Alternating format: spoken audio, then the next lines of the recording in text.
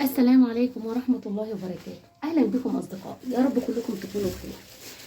شوية شوربة حمام لكن معمولين في الفرن بغلطة بسيطة خالص عملت في الحمامة كده. إيه اللي ممكن عملت في الحمامة الشكل ده؟ إيه الغلطة اللي ممكن تتفاديها وانت بتعملي الحمام في الفرن؟ مرضتش امسح الفيديو، كنت ممكن ما اصورش وما كملش تصوير الفيديو، لكن حبيت اخليكي تتعلمي من اخطائي انا علشان ما تقعيش فيها. الحمام عايزه اقول لك تسويته خطيره في قلب الفرن، ملوش حل.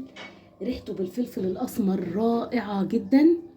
لكن فرقعه الحمامه دي قلناها في الفيديو ايه السبب اللي يخليها تفرقع لما تسويه في الفرن.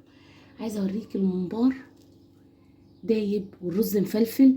الرز اتعامل على البارد من غير ما يترفع على النار، وصل للون التحمير ولون القرمشه. فده ايه الطريقه وايه المقادير؟ ادخلي معايا الفيديو، ادخلي معايا القناه، هتلاقي المكونات سهله جدا وبسيطه. خطوه مهمه جدا في تتبيله او في طعم او في ريحه او في تسويه الحمام هي بصله بالشكل ده. هنضيف عليها معلقه محترمه من الفلفل الاسمر، معلقه من الملح، وهندعك الفلفل الاسمر بالملح لما البصل ينزل ميته.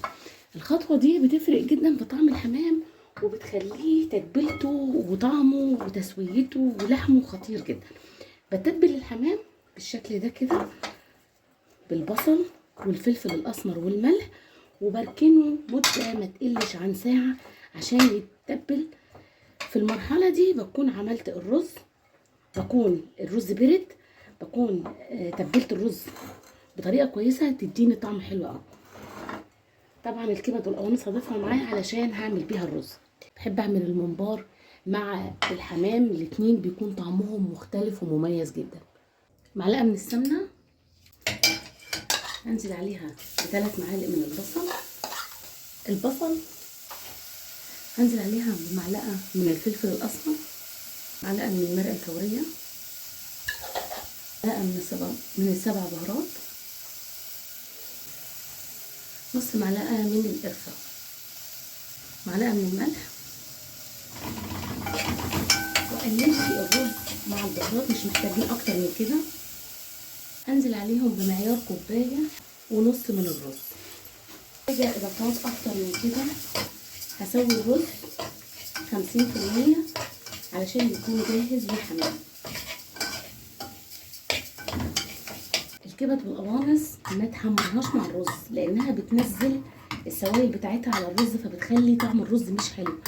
الكبد والقوانص حمريها لوحدها بنص معلقه من الفلفل الاسمر، هتعمليها خطيره جدا وطعمها. خليها تتشوح لحد لما تستوي وبعدين هنضيفها على الرز. هنزل بالكبد والقوانص بعد ما اتحمرت، وهنزل عليها بكوبايه من الميه المغليه. كده انت عملتي الرز وسويتيه بنسبه 50%. هسيبه يستوي ويبرد تماما وبعدين نحشي الحمام مع بعض. الممبار بحب اعمله على البارد. يعني ايه على البارد؟ يعني الطماطم مع البصل مع الخضره بعيد عن النار. يعني انا مثبته الطماطم دي مفيش فيها اي اضافات. لكن الرز الممبار لازم تحطي له زيت عشان يكون الرز مفلفل مش معجن. فهحط حوالي نص كوبايه من الزيت. البصل اللي هضيفه على الممبار هضيف عليه معلقه كبيره من الكزبره، عايزه ادبله مش عايزاه يكون سليم. وهضيف عليه معلقه من الكمون، هضيف معلقه من الملح، وهقلب البصل بالشكل ده لحد لما احاول ادبله مع البهارات مع البصل على البارد كده بتخلي طعمه مختلف تماما. هنزل بالبصل على الطماطم، هنزل بكوبايتين من الرز. الغريب بقى في تتبيله الممبار هو النعناع يا جماعه. النعناع ده وهم، اللي مجربش النعناع في خلطه الممبار فايته طعم مميز جدا. بناكل ممبار في مطاعم وبنحس بطعم الرزايه مختلف.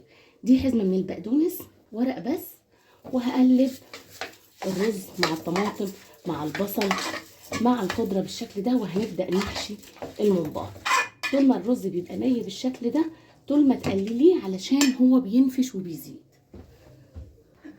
حشينا الممبار وزي ما بقول لك مبطط بالشكل ده والرز فيه قليل كده، هتضمني ان هو هيفضي اقل كميه رز. لكن الحمام بقى يا جماعه، وحلاوه الحمام ان يبقى متسقف. يعني ايه متسقف؟ يعني المكان ده فاضي، شايفه صباعك كده لحد تحت خالص وهو فاضي تمام. طبعا حضرتك تتاكدي ان الرز بارد. ومحشي الحمام نفس فكره الممبار بالظبط، حاولي ما تمليهوش عشان يرتاح وياخد سواه. وتنزلي الرز بالشكل ده. في ناس بتشيل الرقبه، لكن حلاوه الرقبه يا جماعه انه يتاكل الحمام بلحمه وبعظمه كله مع بعضه بالشكل ده. لكن تسويه الحمام المره دي تسويه مختلفه. حمامه مفتوحه من هنا، هنحشيها برضو بين الجلد وبين اللحم. مش عارفه شايفاني ولا لا؟ بالشكل ده. حلاوه الحمام يا جماعه بالذات انه يبقى غرقان فلفل اسمر. الاسمر بيخليه خطير في طعمه وفي لونه وفي ريحه اللحم بتاع. شايفه؟ طبعا تحطي برضو من هنا كده بس نسبه مش كبيره. بططي الحمامايه وانتي بتفرديها بالشكل ده. دي الكبد والقوانص بحب اقفل بيها الحمامه بالشكل ده. وهتكتفي صوابع الحمام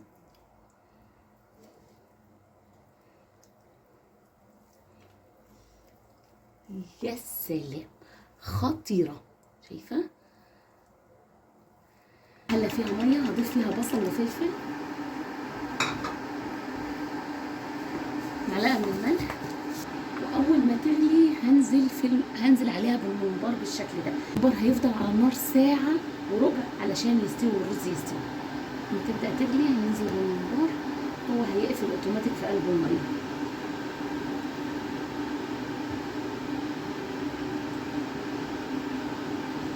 حاولي تخلي الحله اوسع من كميه الممبار.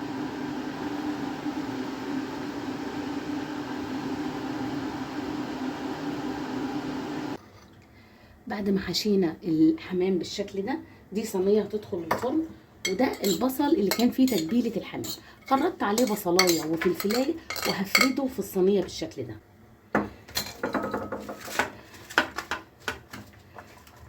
البصل ده والفلفل هيضيف للحمام ريحه هنشمها مع بعض في اخر الفيديو. هضيف الحمام هنا كده. هضيف حوالي كوبايتين مغليه من الميه. الميه المغليه بتخلي الحمام يقفل حالا. شايفه؟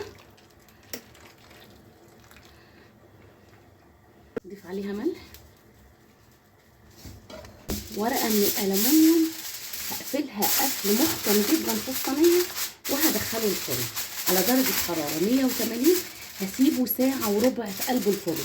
وبعدين هنشوف الحمام من غير تحمير اخد لون ان هو ما يفضيش الرز بتاعه، احمر واستوى وريحته وطعمه.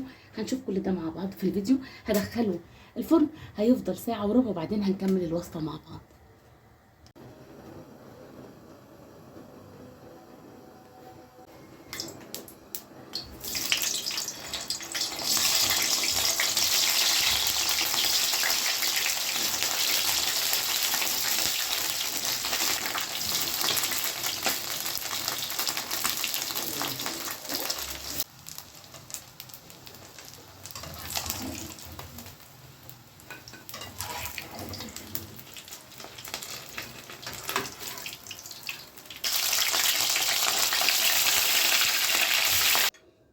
الحمامه اللي فرقعت